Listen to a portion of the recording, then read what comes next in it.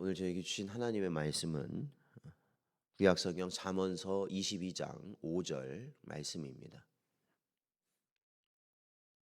저희들 함께 봉독하겠습니다. 패역한 자의 길에는 가시와 올무가 있거니와 영혼을 지키는 자는 이를 멀리 하느니라. 아멘. 기도하겠습니다. 하나님 아버지, 오늘도 이 시간 저희를 불러주시고 또한 지난밤 하나님께서 은혜 가운데 저희를 보호하여 주시며 복된 주일 보내게 하심 감사드립니다. 오늘도 저희들에게 지혜와 생명의 말씀을 허락하시고 오늘도 그 말씀으로 시작하는 이 순간에 저희들이 온전히 하나님의 나라를 소망하며 살아가는 복된 심령 되도록 저희를 붙들어 주옵소서. 이 시간에도 저희가 오직 주께 나아가는 복된 심령들 되게 하여 주길 간절히 바라오며 예수님의 이름으로 기도하옵나이다. 아멘. 오늘은 여호와를 경외하는 삶이라는 제목으로 하나님 말씀 증거합니다. 오늘 본문에서 패역하다라는 말이 있습니다. 원래 뜻은 구부러졌다라는 의미인데 패역한 자, 즉 패역한 사람이라는 것은 이 삐뚤어지고 왜곡되어 사악해진 성품을 가진 그러한 사람을 의미합니다. 또한 이 성경에서 가시는 종종 방해와 장애 혹은 이 찌르는 고통을 의미합니다.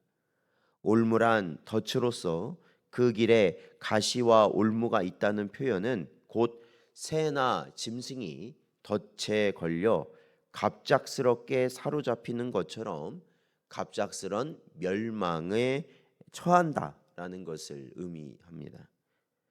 따라서 패역한 자의 길에는 가시와 올무가 있다라는 이 말은 결국 하나님을 거역하며 비뚤어진 길을 가는 사악한 자들에게는 여러 장애로 인해 끊이지 않는 고통이 있을 뿐 아니라 그의 최후 또한 이 평안한 죽음이 아닌 갑작스러운 멸망으로 끝나게 된다라는 말씀입니다. 반면 하반절에 영혼을 지키는 자란 이 패역한 자와 대조되는 사람입니다. 그는 의롭고 바른 성품을 지닌 자를 의미합니다. 그런데 이러한 사람은 가시와 올무를 멀리한다고 하였으니 결국 바른 성품과 믿음으로 자신의 삶을 삼가하며 의를 행하는 자는 장애와 고통 대신 형통함 속에서 생명을 보존하게 된다는 것을 말하는 것이다 라고 할 수 있습니다. 따라서 본절의 의미를 종합하면 이 생명을 지키고 형통한 삶을 살아갈 수 있는 최선의 길은 무엇인가? 그 길은 의롭고 바른 성품으로 항상 말씀을 따라 삼가하며 의와 진리를 행하는 것이라 할 수 있습니다.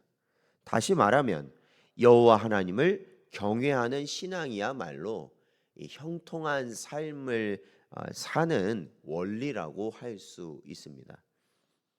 그런데 오늘날 세상의 많은 사람들은 특히 자본주의 사회 속에서 황금 만능주의의 사고에 젖어 있는 사람들은 본절의 말씀처럼 말씀에 대한 순종, 바른 성품 혹은 삼가하며 의를 행함 등의 말을 들으면 이것을 그리 중요하게 생각하지 않는다라는 겁니다.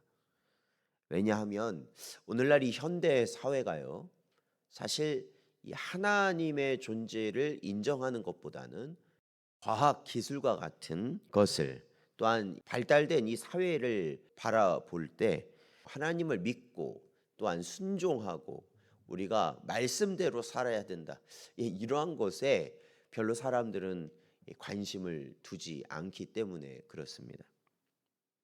그리고 사람들은 그저 돈과 권력만 있으면 된다 이렇게 생각하고 혹여나 이 땅에서 있을 이 사고나 재난에 대해서는 보험과 같은 그러한 이 사회 제도를 통하여서 자신들이 보장받을 수 있다, 안전할 수 있다 이렇게 생각합니다. 물론 어떻게 보면 하나님도 심판도 천국도 이러한 것을 전혀 모른 채 신앙이 없는 자로서는 그렇게 말하는 것이 당연한 것일 수도 있습니다. 하지만 우리가 이 성도로서 잊지 말아야 할 것은 세상 사람들이 절대적 가치로 생각하며 추구하는 돈과 권력이 결코 만능이 될 수는 없다라는 것입니다.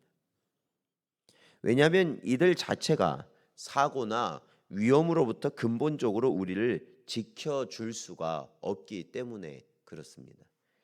설사 아주 값비싼 아주 고액의 보험을 들어놨다 할지라도 그것은 사고와 위험을 당한 사후의 조치일 뿐 이 사고와 위험 자체로부터 우리를 보호할 수가 없다라는 것이죠.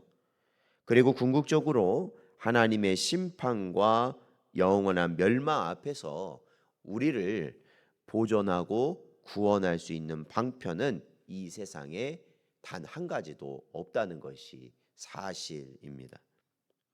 신명기 29장 9절 말씀을 보면 그런즉 너희는 이 언약의 말씀을 지켜 행하라. 그리하면 너희가 하는 모든 일이 형통하리라 말씀하고 있습니다. 그렇습니다. 오늘 우리는 본절의 말씀을 묵상하며 아무리 이러한 말씀들이 오늘날 사는 우리에게 현대인들에게 낡고 미련하게 보여도 그것만이 우리의 생명을 보존하고 형통한 삶을 누리게 하는 최상의 길이라는 것은 우리가 꼭 기억해야 한다는 것입니다. 그리하여 언제나 순종하는 마음으로 하나님 외에 나의 삶의 주인이 되었던 것들, 물질이라든지 명예라든지 권세라든지 건강이라든지 사람이라든지 하나님 외에 내가 더 중요시 여겼던 나의 주인 삼았던 것들을 이제는 철저히 하나님의 능력으로 잘라내야 한다는 겁니다.